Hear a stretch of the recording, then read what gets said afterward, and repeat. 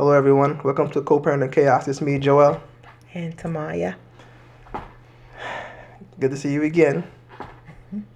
Even though we can't see you, but good that you can see us. So it's summertime, my dear. How you feeling about it? I'm feeling free. No more chains holding me. My soul is resting. It's just a blessing. Yes. Praise the Lord. Hallelujah. I'm free from your kids. Well, if you don't know, we are both teachers, so yeah, we just feeling a little bit of freedom right now, just for the next couple of weeks. So enjoy your children. We're gonna enjoy ours. That's a good point. It's a good point. Enjoy yours and we'll enjoy ours. Yes. And we just want to hop in here today just to give you a little encouragement to please don't let your children regress during the summer. I know during the school year they are working, you are working, their teachers are working so hard to teach them all the skills that they need. So please don't let them forget everything over the summer. You heard the term, like, if you don't use it, you lose it. So don't let them lose everything that they work so hard to accomplish and to learn, and skills they work to master, like over the school year. The stuff they have, or the little they have, or the much they have. My wife. Well, I remembered reading a book from Malcolm Gladwell entitled Outliers, and he spoke about the regression that happens during the summer when children are not engaged. Even during the summertime, they tend to lose some of the knowledge that they grabbed in those 10 months.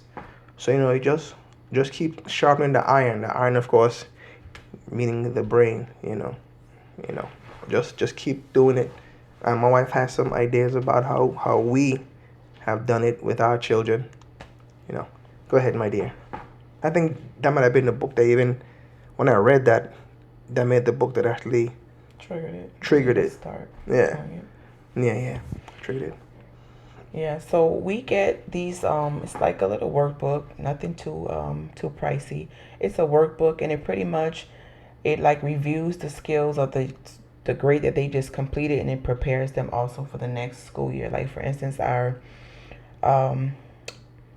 second to youngest son is going from second grade to third grade, so we have a couple of books that says second to third grade, so it'll be reviewing like a bridge book, some of the second grade skills, and introducing some of the third grade skills. And the word bridge is actually, one of the books is titled Summer Bridge, so it's like a bridge, taking them from one grade to the next. So that's one of the things you can do. You can pick up some of those little workbooks. You want to say something, dear?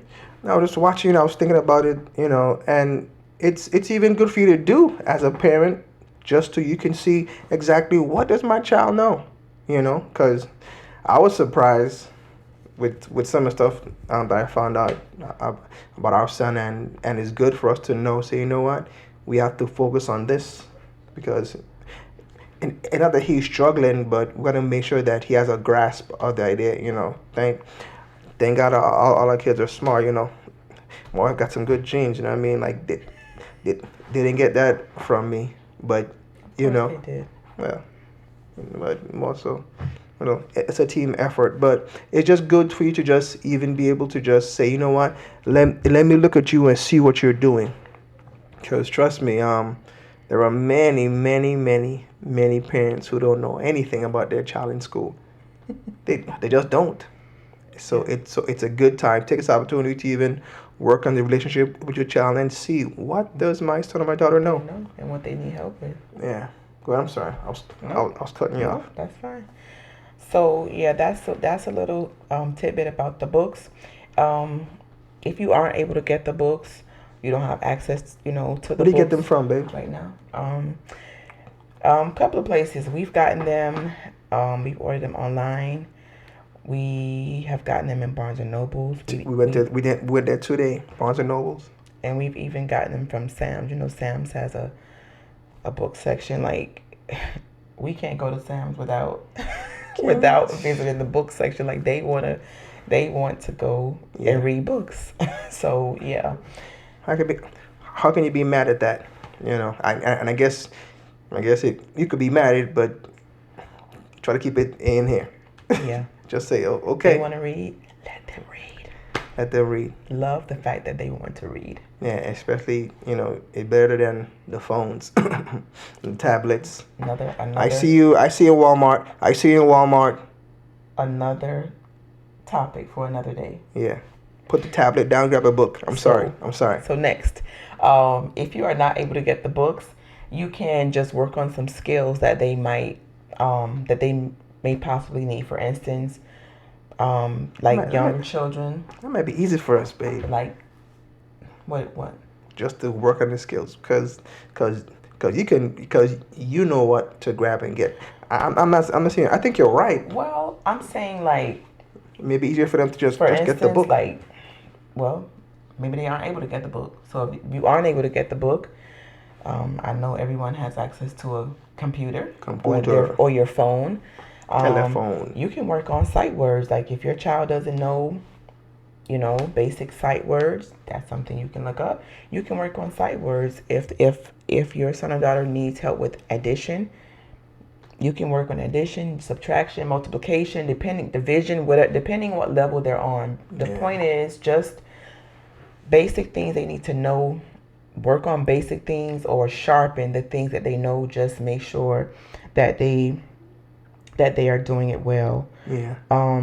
Yeah. You can work on reading comprehension. Like if you're not able to purchase books, you can go to the library. Everyone has a local library. You can teach them how to love the library.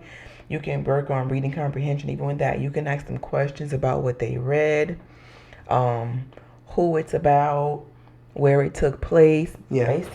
Basic things. If they're older, they can write something for you. They can write a book summary. They can do a book report just for you to check the comprehension, see if they understood what they read. Just there are things that you can do that don't require money. If you're not able to get the books, the library is free. But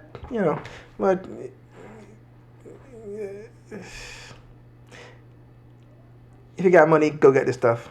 Now, my wife is nice. Now she's right. If you don't have money, don't get stuff. But if you have money, go get this stuff. Like if your kid's wearing Jordans and he can't read, that's a problem. I know. We are digressing right now. No, we're not digressing, but just go get this stuff. Just there are books out there for whatever you need. Like one of my favorite books that I've used with our children and it worked well is what Teach Your Child to Read in 100 easy lessons, 20 minutes a day, and your child can read. You know what I mean? That book was thank God. That book was a godsend.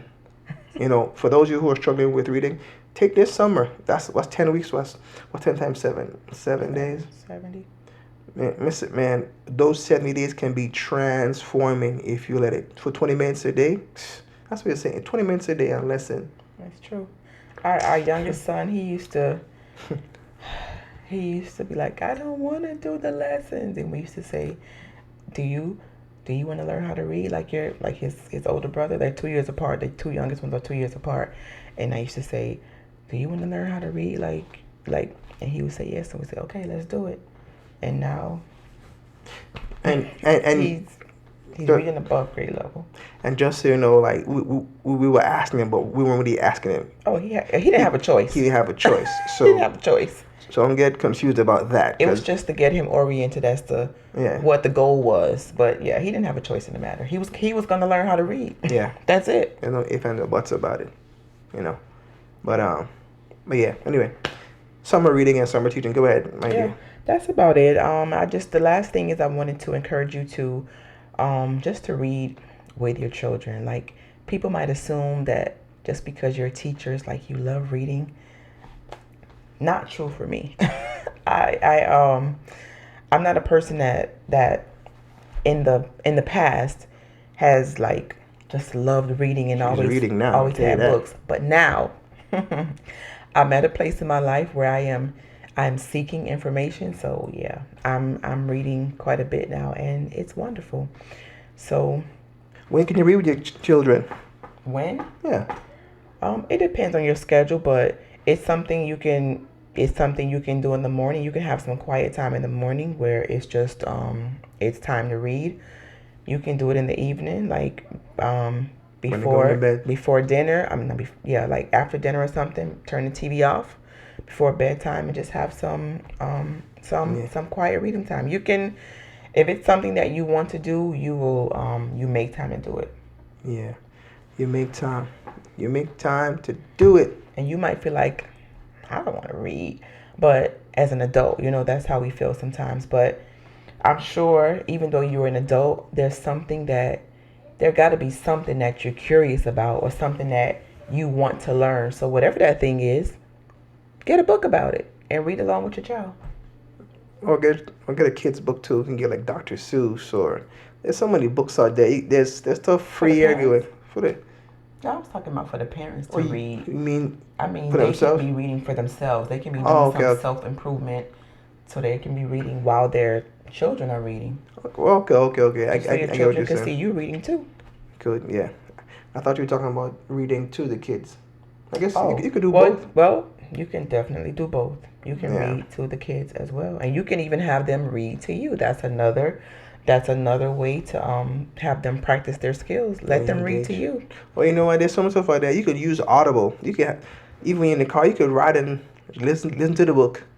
If you're not a huge That's reader, for the adults, yeah. That's we for want the the adults. children actually reading of course. books, Anyway, pages. But we're, anyway, we're rambling right now. I'm not rambling. You rambling. I'm talking. But anything else you want to talk about, my dear? I want to talk about, this is this is our new set for right now. First we're outside. Now we're inside. We're in the backyard. Yeah. Making it happen. Making it happen. Well, in the backyard. Well, now you're in the backyard. I guess we all know because the trees are out there, right? I'm sorry, I'm a dodo head, but so lost me for a now we're moment. inside. Now we have chairs, we have a table, we have some stuff against the wall. So thank you for rocking with us and staying with us. My husband's creativity. No, it's not. It's still a work in progress, So but as you heard. it's coming together. But we're gonna make it happen. Don't forget to like, share, and subscribe. We're about to wrap it up. I'm jumping too far. I'm jumping the gun. Oh, you're okay. Okay. Don't forget to like, share, and subscribe again. And you know what? Share this with someone that has a child. You know what I mean? If you have a friend that's struggling with their child, send this to them. If you care about them, if you care about the future of them and their child, send it to them. It's not for our sake. It's for us to be able to help people that need the push, need the attention, need direction. Because I am convinced more than ever now that some people, they just don't know because they don't have the type of upbringing, the type of history, the type of knowledge, the type of relationships to even let them know, hey, there's help out there.